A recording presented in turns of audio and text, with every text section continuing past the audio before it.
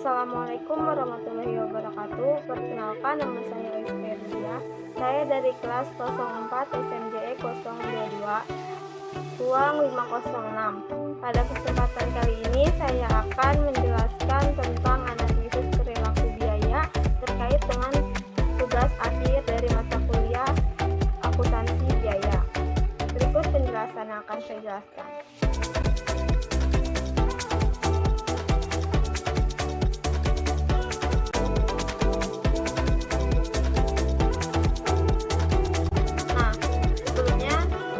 Saya akan menjelaskan terlebih dahulu apa itu perilaku biaya. Jadi, perilaku biaya itu tuh cara biaya berubah dalam hubungannya dengan perubahan penggunaan aktivitas.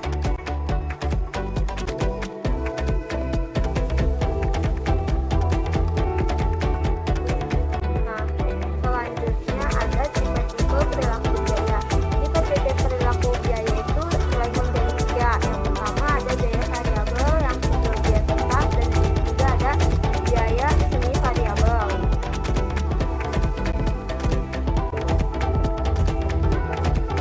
Nah, pertama itu ada biaya variabel. Jadi biaya variabel itu biaya yang jumlahnya dapat berubah secara proporsional terhadap perubahan suatu aktivitas, atau bisa dikatakan perubahannya itu bisa sebanding dengan apa yang dihasilkan. Contohnya itu kayak ada penambahan bahan baku, terus ada pembayaran upah lembur dan lain sebagainya. Selanjutnya ini ada biaya tetap. Jadi biaya tetap itu biaya yang jumlahnya udah dapat ditentukan. Contohnya itu kayak biaya pembayaran gaji karyawan. Jadi biaya tetap ini biaya yang secara keseluruhan itu enggak dipengaruhi oleh aktivitas lainnya. Jadi biaya tetap ini yaitu jumlahnya udah dapat ditentukan. Selanjutnya ada biaya semi variabel.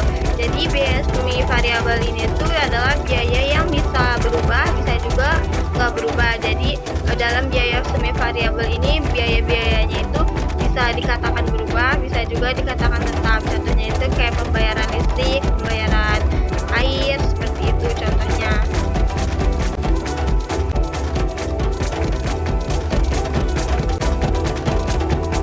Selanjutnya untuk memisahkan biaya tetap dan biaya variabel itu tuh ada beberapa metode untuk memisahkannya. Yang pertama ada metode titik tertinggi dan titik terendah. Yang kedua ada metode titik sebaran. Yang ketiga ada analisis regresi kuadrat terkecil. Nah, selanjutnya ini metode titik tertinggi dan terendah itu tuh suatu metode pemisahan biaya campuran ke dalam elemen-elemen biaya tetap dan biaya variabelnya dengan mendasarkan analisis pada selisih biaya antara tingkat aktivitas tertinggi dan tingkat aktivitas terendah.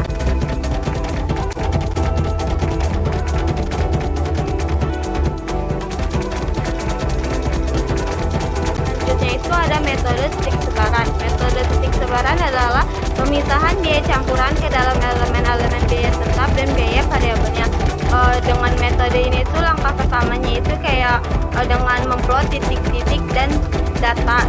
Jadi memplot titik-titik data sehingga hubungan antara biaya penyetelan dan aktivitas berdasarkan pengamatan secara visual. Selanjutnya ada analisis regresi kuadrat terkecil, yaitu suatu metode yang dapat digunakan dalam pemisahan campuran ke dalam elemen-elemen biaya tetap dan biaya variabelnya dengan mencocokkan suatu kuadrat garis regresi yang meminimumkan jumlah kesalahan.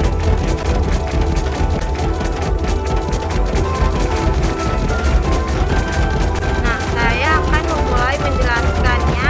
Di sini ada PT Sejahtera memiliki data akuntansi tentang biaya pemeliharaan mesin dan jam kerja mesin atau JKM untuk tahun 2016. Ini ada data-datanya, ada bulannya, ada biayanya, dan juga ada JKM-nya.